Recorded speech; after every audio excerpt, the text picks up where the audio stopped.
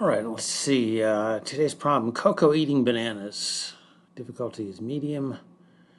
Koko is given an array where each element represents a pile of bananas. These are integers. So each element is an integer representing the number of bananas in a pile. She has exactly k hours to eat all the bananas. Each hour, Koko can choose one pile and eat up to S bananas from it. What is S?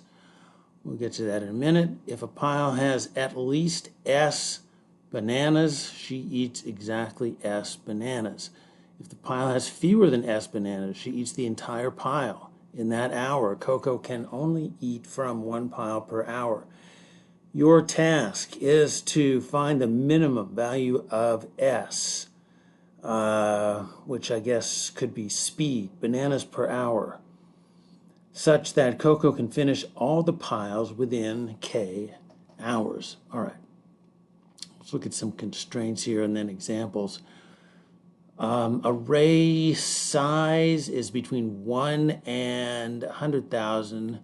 The number of bananas in each pile is between 1 and 1,000,000, and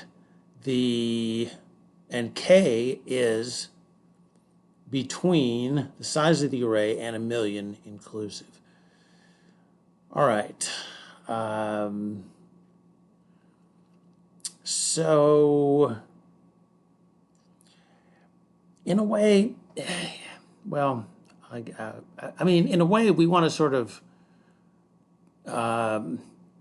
try different values. Like, well, what if S was this? Would that work? What if S was this? Would that work? But if you're dealing with, numbers up to 1,000,000, it's not going to be an efficient approach.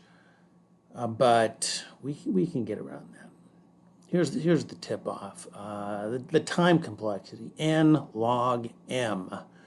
M is the max bananas from all piles. Okay, and n, I'm thinking, is the length of the array.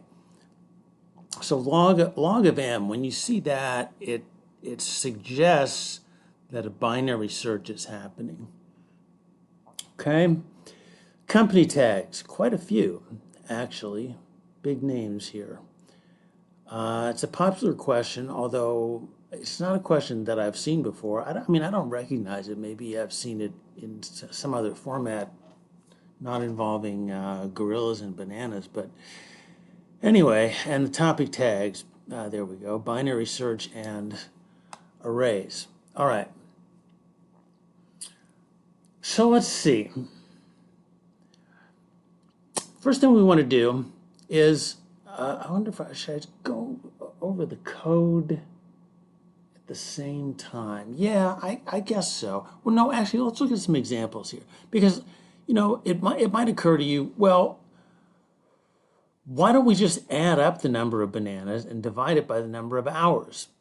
Like 3 plus 6 is 9, 16, 27. Divided by 8 is 3 point something, which we have to round up to 4, and that is the correct answer. Okay, good.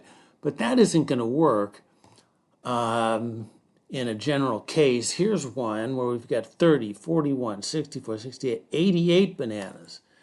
Now, if we round that up, 88 bananas, let's say 90 bananas. 5 into 90 is 10 plus 8, 18. 18 bananas. That doesn't work. It turns out the correct answer is 30.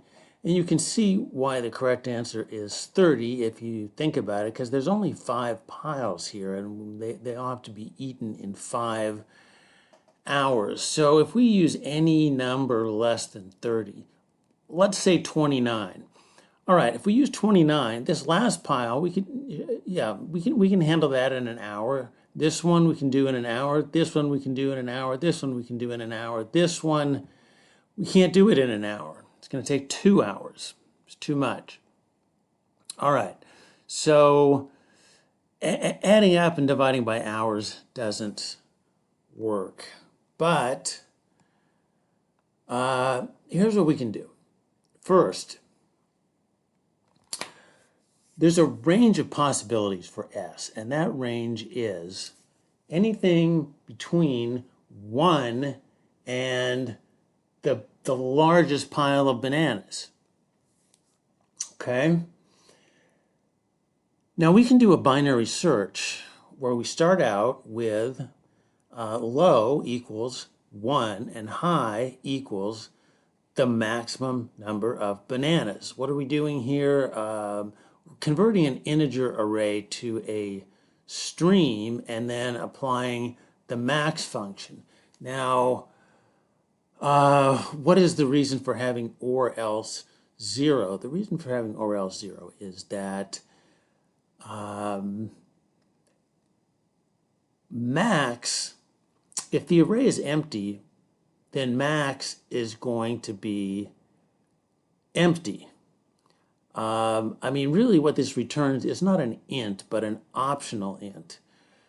And so we can't assign an optional int to an int. The problem description has guaranteed us that the array is not going to be empty, but the Java compiler doesn't know that. So without the or else, it's going to fail. Although in practice, we're never going to use that. All right. And then result, that's going to be our answer. We'll just set it initially to high. And then we'll do the binary search. Okay? As we do the binary search, every time we come up with a number, we call the can-eat-all method to see if it's possible to eat all the bananas with our current selection of S. And our current selection of S is the midpoint. So we're sending this in as S. Here's can eat all. So we have the array, we have S, we have the number of hours that they have to be eaten in.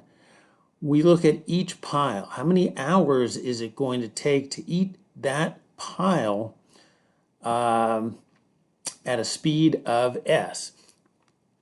Divide the number of bananas in the pile by S. If that turns out to be a decimal number, we've got to round it up. I mean, if pile divided by S turned out to be like 1.1, there is no 0.1 hours in the problem. So we got to round it up, and we got to say it can't be done in an hour, so we got to round it up. It's 2 hours. Figure out the number of hours it's going to take to eat each pile, add them all up, and then see is that less than or equal to the number of hours allowed. So we'll return true or false. Now, we can't just stop when we hit an answer that works, because it may not be the minimum. So we have to go all the way until the low and high pointers meet to make sure that we've covered all the possibilities. All right, so that is, I think that's it. Is that all? So we do the binary search, we try the possibilities, we do a feasibility check for each given speed, and return the final minimum feasible eating speed. Yeah. Let me move this back over here so we can see the results and submit.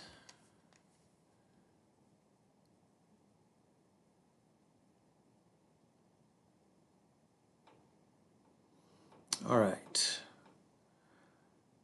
That's it. Please like the video, subscribe. I try to put one of these up each weekday, and you'll get a notification when it becomes available. And that's it for today. See you next time.